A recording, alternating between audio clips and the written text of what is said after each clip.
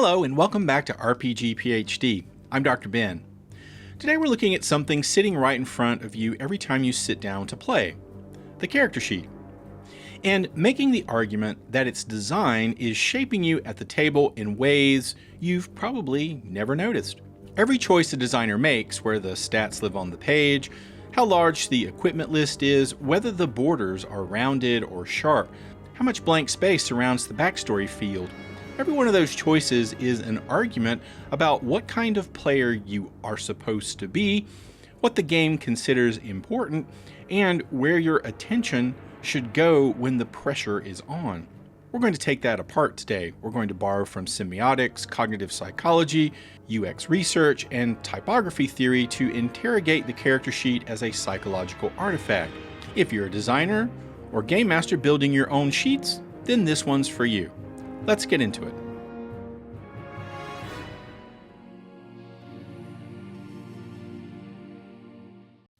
Let's start with a concept from design theory called affordance, developed by psychologist James Gibson and later popularized by Don Norman in his book The Design of Everyday Things. An affordance is a signal built into an object that communicates how it should be used. A door handle affords pulling. A flat plate affords pushing. Good design makes the correct action feel obvious without anyone explaining it. Bad design makes you push a door that needs to be pulled and then feel vaguely stupid about it. Character sheets have affordances, and most players may have never consciously registered them. A large blank text box affords storytelling.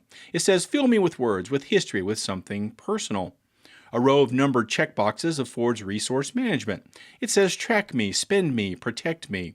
And those signals are already building a picture of what kind of engagement this game expects from them. Apply that to layout and the argument becomes even more concrete.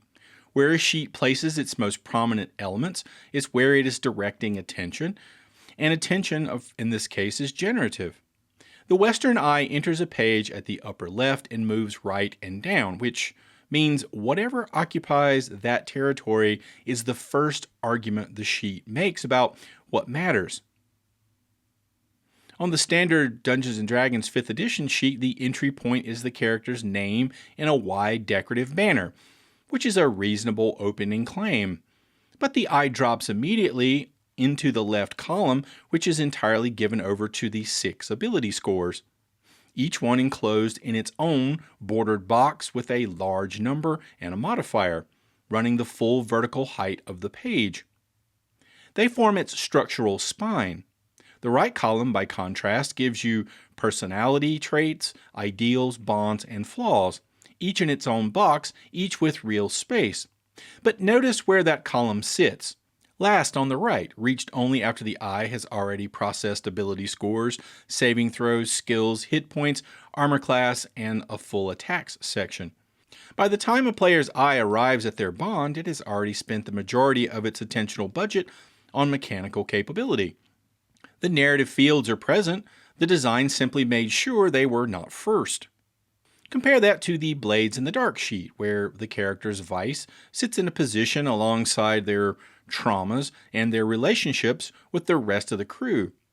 The sheet opens with a claim that your character is first and foremost a person with a problem and a set of people they are tangled up with. Both layouts are editorial positions about what the game is. This connects directly to the Gestalt principle called figure ground, which describes how the brain separates a visual field into foreground elements it treats as primary and background elements it treats as context. On most character sheets, the figure-ground relationship is established through borders, boxes, and typographic weight. A stat inside a bold bordered box reads as figure, primary, real, important. A backstory field set in a thin ruled line beneath it reads as ground, secondary, contextual, optional. The psychological mechanism underneath all of this is priming, which Kahneman describes in detail in Thinking Fast and Slow. Priming is the way exposure to one stimulus activates associated concepts in your memory, shaping how you interpret and respond to subsequent stimuli. When the first thing you read on a character sheet is a column of physical stats, You are being primed toward a physical, combative self-concept before you've made a single narrative decision about who this person is.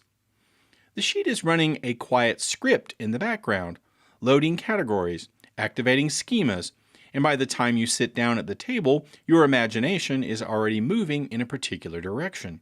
There's one more dynamic worth understanding here, and it has to do with how the brain behaves under stress. When cognitive load is high, when something unexpected happens in the fiction, when combat breaks out, when the game master asks you a question that you weren't ready for, the brain defaults to the highest contrast, largest element in its visual field.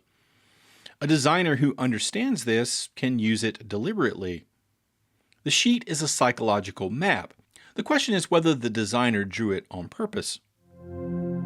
Every shape on a character sheet is a word in a language that a lot of designers never consciously learn to speak. Let's start with something simple, the border around a stat box. If that border has sharp right-angle corners, hard edges, clean geometry, a grid structure, it is borrowing visual vocabulary from technical diagrams, ledgers, and tactical maps. The brain has been reading that vocabulary for centuries, and it has a consistent interpretation. This is a system. This is precise. Errors in this space have consequences. The 3.5 edition D&D sheet with its tight rectilinear grids and bordered cells looks like it was designed to track troop movements. And that's not entirely a coincidence. The miniatures era of tabletop gaming produced sheets that looked like the tactical interfaces they were designed to serve. Now around those corners, suddenly the shape is borrowing from a completely different register. Speech bubbles, organic forms, faces, the visual language of social warmth. Rounded borders are what you find on messaging apps, on name tags, on the kinds of interfaces designed to feel approachable and conversational. They're signals the brain reads often automatically. Researchers working in the tradition of Arnheim's visual thinking framework and later experimental psychologists including Barr, Netta, and Vartanian have documented this pattern with empirical rigor. Angular forms are implicitly associated with threat, danger, and avoidance, while curved forms are associated with warmth, safety, and approach.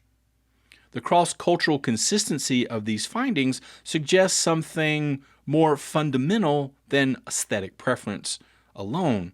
A dungeon-crawling game where every box has hard square corners is reinforcing its genre at the level of pure shape. A social intrigue game with rounded containers and generous curves is doing the same thing. When those two things are misaligned, when a game about political maneuvering and interpersonal drama ships with a gridded tactical sheet, the design is working against the fiction at the most basic level of visual perception. The second tool in this language is negative space, and it's one that a lot of designers either ignore entirely or use by accident. A large blank field carries a specific kind of meaning. It communicates incompleteness, a gap that invites resolution. This connects to what psychologists call the Oshkakina effect, the documented tendency for people to feel a motivational pull toward resuming and completing unfinished tasks. The blank field exerts a quiet pressure toward being filled. Apply this to character sheet design and the implications are significant. A sheet with a generous, open backstory field, real space, room for actual prose, not just 3 lines above a second column of checkboxes, is exploiting this effect deliberately. The emptiness of that field creates a mild cognitive pressure. The player is aware, even if not consciously, that something there is unfinished. That awareness is doing motivational work. Conversely, a sheet where the backstory field is a token gesture, 4 thin ruled lines shoved below the equipment list, communicates that nothing important is missing from that space. It reads as less important. The player has little psychological incentive to fill it further. The emptiness is the design. The third tool is typographic weight, and it's where the ideology of a game is most nakedly expressed. Bold typography not only aids legibility, it also performs emphasis as meaning. When a label is set in heavy type, the brain reads that weight as an assertion. This matters, this is significant, pay attention to this. Roland Barthes wrote about how cultural myths operate through signification, how an image or a word carries a second layer of meaning beyond its literal content. The bolded all-caps label strength on a character sheet is doing more than simply identifying a stat. It is asserting that physical power is a primary category of the world this game describes. That is real and quantifiable in a way that, say, grief or longing or reputation maybe aren't. The mechanical reality of the game may be considerably more complex. A system might reward social maneuvering, might hinge on relationships and reputation, might make combat genuinely dangerous and rare. But if the sheet sets strength in 12-point bold or in all caps and ideals in 9-point regular above a half-inch line, the sheet is arguing for a different game than the one the designer wrote. The visual rhetoric and the mechanical intent have come apart from each other. This becomes sharper when you bring in color. Psychologists Andrew Elliott and Marcus Mayer have documented, for example, that red increases psychological arousal, activates avoidance motivation, and is cross-culturally associated with threat, urgency, and danger. Blue, by contrast, correlates with calm, creativity, and safety. The reason hospitals and meditation apps reach for it instinctively. Green carries associations with growth, natural systems, and permission, which is why it shows up on progress trackers and experience bars across decades of game design, digital and physical alike. Most character sheets throughout the history of tabletop gaming were black and white by necessity, though as digital layout and print on demand have lowered the barrier, more designers have begun using color coding deliberately, and the choices they make when they do are rarely as neutral as they might first appear. The uncomfortable conclusion that all of this points toward is that character sheet design has a visual rhetoric, a set of arguments encoded in shape, space, weight, and even color, and some designers have never articulated it or even thought about it. If there's a sword icon on a character sheet, you didn't need to tell me what it means. You didn't read it, parse it, or apply any conscious interpreted effort to it. You just knew. And that instant, effortless knowing is exactly what makes iconography a consequential tool in tabletop game design. The critical insight here is that players are feeling these icons rather than reading them in the traditional sense.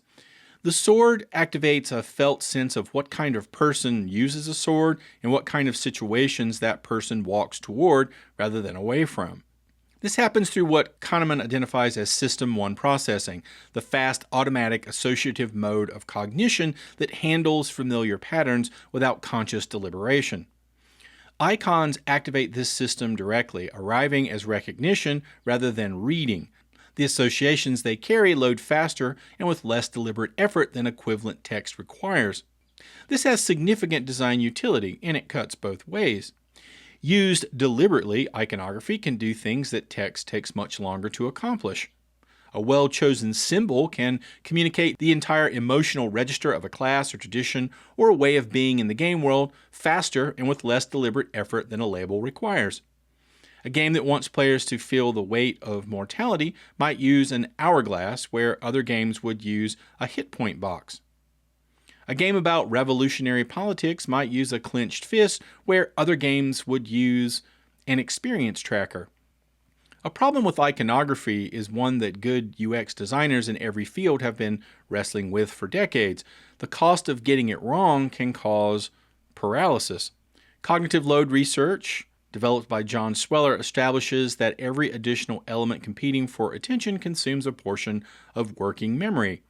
A sheet loaded with icons for every ability, status condition, and resource type is cognitively louder for exactly this reason. Each additional symbol adds to the processing burden, competes with every other symbol, and erodes the clarity that made the iconographic language useful in the first place. Beyond a certain threshold, the player stops reading the icons individually. They experience them as texture. Aesthetic restraint in iconography is the acknowledgement that every symbol you add is spending a portion of the player's attentional budget. You have a finite amount of that budget to work with. The question is whether you are spending it on things that genuinely expand who the player thinks their character is or can do, or whether you are spending it on decoration that makes the sheet look rich while making the player feel lost. There's one final dimension of iconography, and it has to do with what icons allow.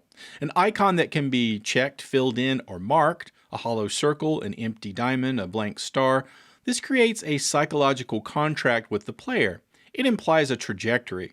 It says, this is not finished yet, and the way it gets finished is through play. A row of empty trauma boxes, a circle of unmarked bonds, an experience track of unfilled pips. They are promises about the kind of story this game intends to tell, made visible in a single glyph. There is a concept in urban planning called desire paths. They are the trails that appear in parks and on campuses where no path was designed. The diagonal cuts across the grass, the worn strips through landscaping, the routes that people actually walk rather than the routes the architect intended them to walk. Civil engineers study these trails because they reveal something the original design failed to account for: where people actually want to go. A good urban designer looks at a desire path and asks what it tells them about the plan they drew. Character sheets have desire paths too. They might appear as habits, the player who always goes straight to their spell list, the one who reflexively checks equipment before attempting anything, the one who cannot get through a tense scene without calculating hit points. These paths are the routes that the sheet's design made easiest to walk. And just like a worn track across a lawn, they reveal something about the plan, specifically what the plan got wrong. Visual hierarchy is the architecture of those paths. Every layout decision the designer makes is either widening a route or narrowing one, making certain kinds of thinking effortless and other kinds genuinely difficult. Understanding this is the difference between a sheet that accidentally produces behavior and a sheet that deliberately cultivates it. The attention economy framework, developed by Herbert Simon and later expanded by theorists like Michael Goldhaber, holds that in information-rich environments, attention is the genuinely scarce resource, especially the capacity to process it. Applied to character sheets, this framework produces a blunt prediction. The visual real estate a section occupies is proportional to the cognitive priority it will receive. A large equipment section tells the player through the allocation of space alone that inventory management is a significant category of concern. The trap is that the designer often does not intend this. They simply carried forward a convention without examining it. Now, there is a legitimate counter-argument here, and it's worth naming. Some fields need to be large because they will be filled through play. A backstory section, a bond tracker, a notes field. Size there is functional, not rhetorical. The distinction worth holding onto is this: a field that is large because it expects content to grow is doing something different from a field that is large because the designer assumed it mattered. One communicates potential, the other communicates priority. The question to ask of every oversized section on your sheet is which of the two arguments it is actually making. The corrective tool that UX researchers have developed for exactly this kind of problem is heat map analysis. Eye tracking studies consistently show that users reading unfamiliar documents follow predictable patterns. The F pattern and Z pattern identified by researchers at the Nielsen-Norman Group, where attention sweeps horizontally across the top band of a page, drops to a second horizontal sweep, and then moves vertically down the left edge. The interior of the document receives fixation only when something has already captured attention and pulled the eye inward. For character sheet design, the implication is precise. The top band and the left margin are the most reliably attended zones on any sheet. Whatever lives there will be seen by every player in every session, including the moments when they are the most overwhelmed and in most need of narrative or mechanical direction. A designer who places "what does your character want more than anything" along that top band are making strategic decision. They are putting a narrative anchor in the exact location where a player's eye will land when they are stuck, confused, or have just made a terrible decision and are looking at their sheet for something to hold on to. This is what it means to design for the moment of uncertainty rather than the moment of competence. Most sheet design is optimized for a player who knows what they're doing, a player who can navigate the document efficiently, find what they need, and get back to the game. But the moments that define a campaign are rarely moments of competence. They are often the moments where a player doesn't know what their character would do, where the fiction has exceeded the player's preparation, where they need the document to give them something to reach for. Those are the moments when the sheet either earns its design or reveals how little its design was considered. The final structural principle here comes from cognitive psychology's research on chunking. George Miller's influential 1956 work on the limits of working memory established that the brain processes and retains grouped information far more efficiently than individual items. A finding later refined by Nelson and Cohen, whose 2001 analysis revised the capacity limit down to approximately 4 chunks rather than 7. The precise number is less important for our purposes than the underlying principle. What gets grouped together on a character sheet sends a message about what belongs together conceptually, and the brain will process those groupings as unified categories. The standard 5th edition grouping of personality, trait, ideal, bond, and flaw into a single bordered section is a chunking decision. It tells the player at a structural level that those 4 things are a unified category, that they form sort of a system, that they should be understood in relation to each other, that they constitute the emotional and ethical architecture of the character as a coherent whole. Whether players actually use them that way depends on a lot of other factors, but the structural grouping creates the invitation. Compare that to a sheet where flaw lives next to armor class and bond lives next to carrying capacity, scattered across the document without visual relationship to each other. The same information, radically different argument about what it means. Everything we've covered in this video so far, the affordances, the figure-ground relationships, the priming effects, the iconographic archetypes, the architecture of visual hierarchy, all of it points toward a single practical question. If you're a game master building a custom sheet for your campaign, or a designer working on a system from scratch, or simply someone who has started looking at their existing sheet differently after the last few minutes, what do you actually do with this? Pull out whatever sheet you currently use and do a bias audit of it. The goal of a bias audit is to treat the sheet as a document you have never seen before and ask with genuine curiosity rather than defensiveness what argument this thing is making. Start with the simplest possible question. Where does your eye land first? Where does your eye actually go when you pick up the sheet cold? Whatever that element is, that is the sheet's opening argument. That is the claim it is making, and write that down. Then work through the document methodically. For every bordered, colored, or heavily weighted element, ask, what behavior does this reward? An HP box in a bold red border might be rewarding the monitoring of physical survival. A vice field in a dark prominent container might be rewarding the examination of desire and weakness. There's no right answer here per se, both are positions. The question is whether they are the positions you want your game to take. Do the same with empty space. Find every blank field and ask whether it is genuinely empty or just formatted to look empty. A backstory field that is 3 thin ruled lines in a narrow column is technically a blank field, but functionally communicates that a small amount of text is expected, that the space has a ceiling. A full-width open text area with no visible ceiling communicates something entirely different. A cramped token field doesn't create cognitive pressure towards elaboration. It might create cognitive permission to leave it thin.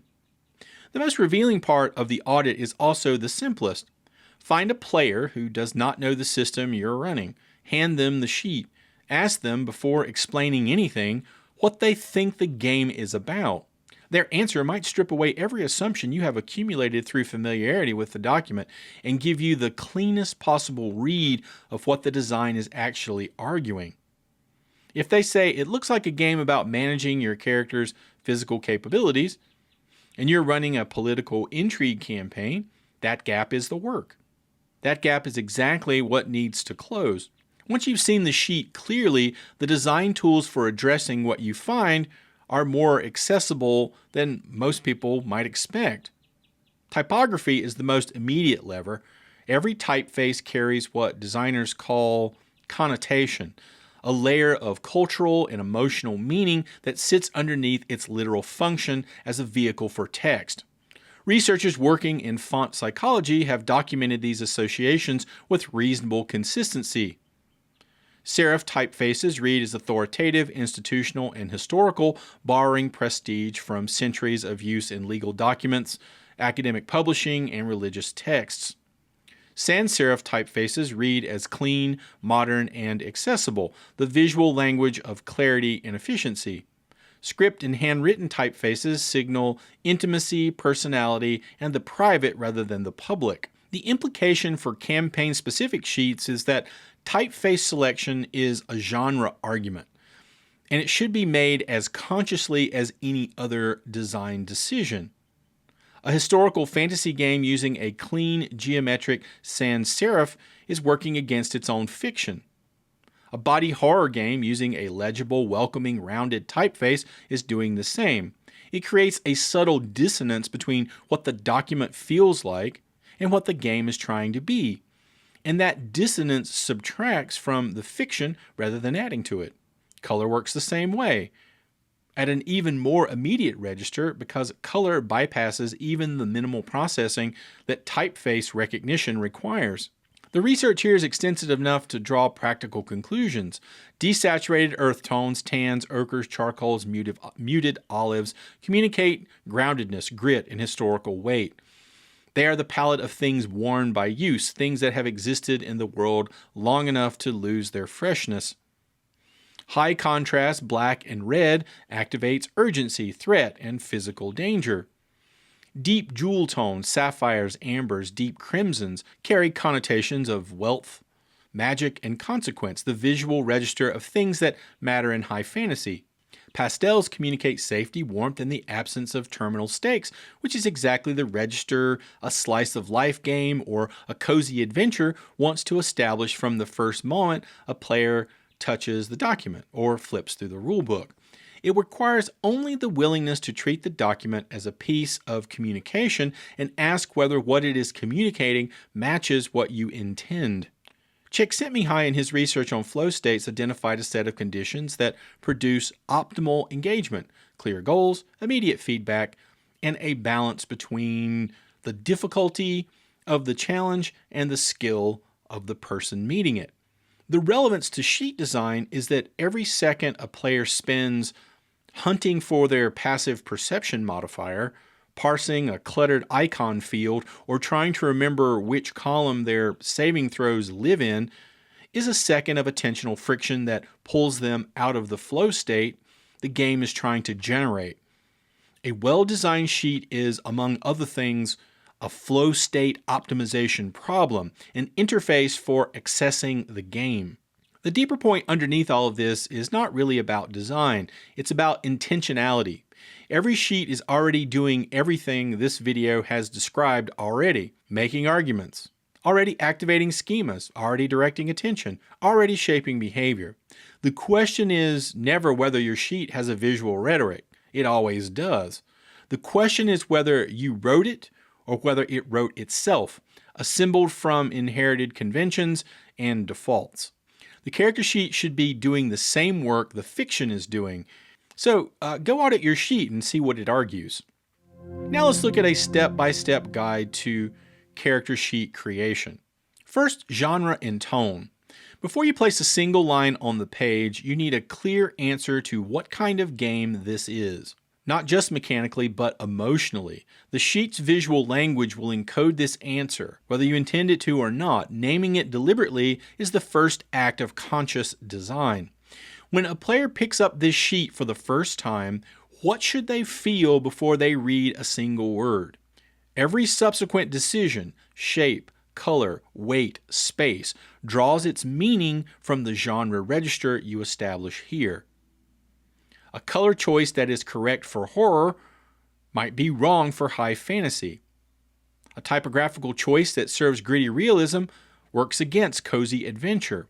Genre and tone are the brief. Everything else serves it.